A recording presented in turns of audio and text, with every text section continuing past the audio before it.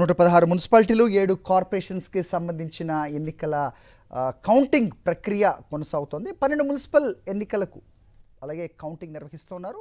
Counting కేంద్రాల వద్ద భారీ బందోబస్తును ఏర్పాటు చేశారు పోలీసులు. ఇప్పటికే కాంగ్రెస్, బీజేపీ, బీఆర్ఎస్ అభ్యర్థులను క్యాంపులకు తరలించారు. 3 పార్టీల మధ్య తీవ్రమైన పోటీ నెలకొనడంతో ఫలితాలపై తీవ్ర ఉత్కంఠ నెలకొంది. లోక్సభ ఎన్నికల తర్వాత పార్టీ సింబల్తో జరుగుతున్న ఎన్నికలు కాబట్టి అన్ని పార్టీలు కూడా ప్రతిష్టాత్మకంగా తీసుకున్నాయి. అధికారంలో ఉన్న కాంగ్రెస్ అయితే మేమే అత్యధిక స్థానాలు సాధిస్తామంటూ కూడా ధీమా వ్యక్తం చేస్తున్న పరిస్థితిలో గ్రామ పంచాయతీ ఎన్నికల్లో తన సత్తా చాటిన బీఆర్ఎస్ కూడా ఈ ఎన్నికల్లో తమ వంతు కృషి మేము చేశాం, ఖచ్చితంగా మేమే అత్యధిక స్థానాలు సాధిస్తామంటూ కూడా బీఆర్ఎస్ కూడా ధీమా వ్యక్తం చేస్తున్న పరిస్థితి. మరోవైపు అటు కేంద్రంలో అధికారంలో ఉన్న బీజేపీ, ప్రస్తుతం ఇక్కడ లోక్సభ నుంచి ఎమ్మెల్సీ ఎన్నికల వరకు కూడా తమ సత్తా చాటిన బీజేపీ అదే స్థాయిలో ప్రస్తుతం జరుగుతున్న ఈ కౌంటింగ్ తర్వాత ఫలితాలు మాకు అనుకూలంగా ఉంటాయనేది కూడా వాళ్ళు ధీమా వ్యక్తం చేస్తున్న పరిస్థితి మనకు కనిపిస్తోంది. మొత్తానికి ప్రస్తుతానికి కౌంటింగ్ అయితే కొనసాగుతోంది. పుర తీర్పు ఇవాళే సాయంత్రం కల్లా పూర్తి వివరాలు వచ్చే అవకాశం ఉన్న సిచ్యువేషన్ అయితే మనం చూస్తున్నాం. ప్రతి చోట కూడా వెబ్ కాస్టింగ్ ఏర్పాటు చేశారు. సో ఎన్నికల సరళిని ఎప్పటికప్పుడు స్టేట్ ఎలక్షన్ కమిషన్ కూడా గమనిస్తోంది. మరోవైపు అన్ని పార్టీలు ఇటు బీజేపీ, కాంగ్రెస్ అలాగే బీఆర్ఎస్ అన్ని పార్టీలు కూడా తమ అభ్యర్థుల్ని అలాగే పార్టీ శ్రేణుల్ని ఎక్కడికక్కడ పరిశీలిస్తూ ఉన్నాయి. ఎక్కడ అభ్యర్థుల్ని నిలబెట్టాయో అక్కడ ఫలితాలు ఏ రకంగా వస్తున్నాయనేది. కాంగ్రెస్ అయితే గాంధీ భవన్లోనే వార్ రూమ్ని ఏర్పాటు చేసిన సిచ్యువేషన్.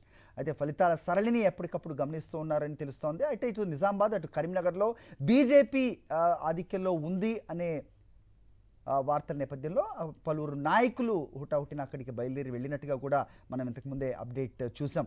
మొత్తానికి ఉమ్మడి వరంగల్ జిల్లా ఇటు వ్యాప్తంగా కూడా మున్సిపల్ ఎన్నికల ప్రక్రియ కంటిన్యూ అవుతోంది. 12 మున్సిపల్ ఎన్నికలకు కౌంటింగ్ నిర్వహిస్తూ ఉన్నారు. కౌంటింగ్ కేంద్రాల వద్ద భారీ బందోబస్తు ఏర్పాటు చేశారు పోలీసులు. ఇప్పటికే కాంగ్రెస్, బీజేపీ, బీఆర్ఎస్ అభ్యర్థులను క్యాంపులకు తరలించారు. 3 పార్టీల మధ్య కూడా తీవ్రమైన పోటీ నెలకొనడంతో ఫలితాలపై ఉత్కంఠ నెలకొందని చెప్పొచ్చు.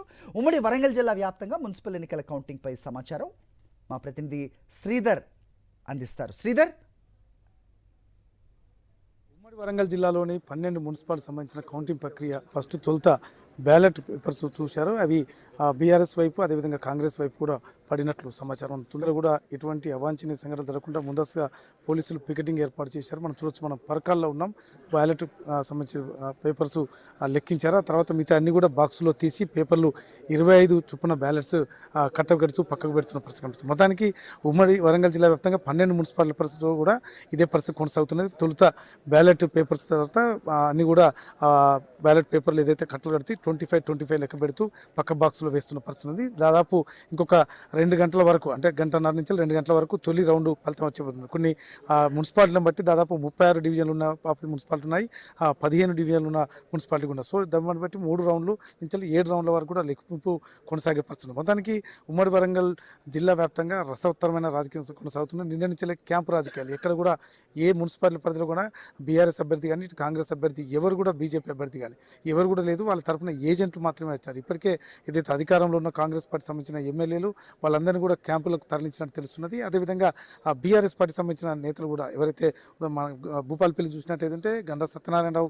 ఇప్పటికే అక్కడ కార్పొరేటర్ అభ్యర్థులు ఎవరైతే ఉన్నారో వాళ్ళందరినీ కూడా క్యాంపు తరలించినట్టు. అదేవిధంగా మాజీ ఎమ్మెల్యే గండ్ర రమణారెడ్డి కూడా బీఆర్ఎస్ అభ్యర్థులను తరలించారు. అదేవిధంగా ములుగు కానీ వర్ధనపేట కానీ అన్ని నియోజకవర్గాలు అన్ని మున్సిపాలిటీ పరిధిలో పరిస్థితులు కూడా అభ్యర్థులను ఎవరిని కూడా, ఎందుకంటే క్యాంపు రాజకీయాలు రసవత్తరమైన పోటీ జరిగే అవకాశం ఉంది. ఎక్కువ కూడా భారీ మెజార్టీ వచ్చే అవకాశం లేకపోవడంతో 2 పార్టీలు నువ్వా నేనన్నట్టు పోటీ పడిన నేపథ్యంలో 1-2 సీట్లు కూడా ఎక్కడైనా మిగతా వాళ్ళు తీసుకెళ్లే అవకాశం ఉంటుందా, లేకపోతే ఎవరి ముందస్తు కుమ్మక్కై ఈ రాజకీయాలు చేసే అవకాశం ఉన్న నేపథ్యంలో ముందుగానే వీళ్ళందరినీ కూడా అభ్యర్థులను క్యాంపు రాజకీయాలు తరలిస్తున్నారు. మొత్తానికి ఒక టెన్షన్ వాతావరణం ఉమ్మడి వరంగల్ జిల్లాలో. ఎందుకంటే హైదరాబాదు తర్వాత అతిపెద్ద మహానగరం వరంగల్.